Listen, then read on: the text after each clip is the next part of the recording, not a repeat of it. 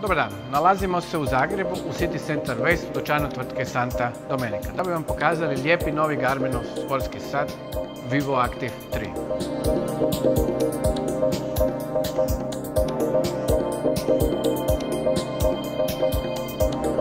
Novi Garminovi Vivo Active 3 satovi dolaze u različitim kombinacijama boja i remena. Možda i najatraktivnija je siva s crnim remenom koja je trenutno naša ekskluziva.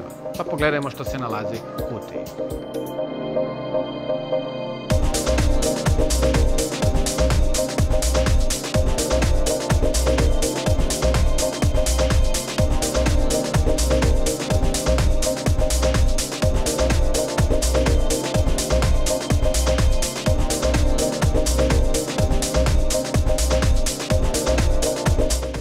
Garmin Vivo Active 3 sliči i izgleda poput bilo kojeg pametnog sata. Međutim, njegove sportske funkcije daleko nadmašuju svoju pametnu braću. Ima prvoklasan softver, ima izuzetno dobar heart rate senzor, a bateriju mu traje gotovo dvostruko dulje. Ono što čini glavnu razliku u odnosu na klasične pametne satove je Elevate heart rate senzor.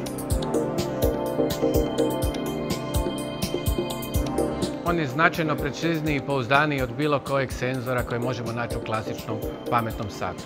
Upravljanje Garminom Vivo Active 3 je vrlo intuitivno riješeno.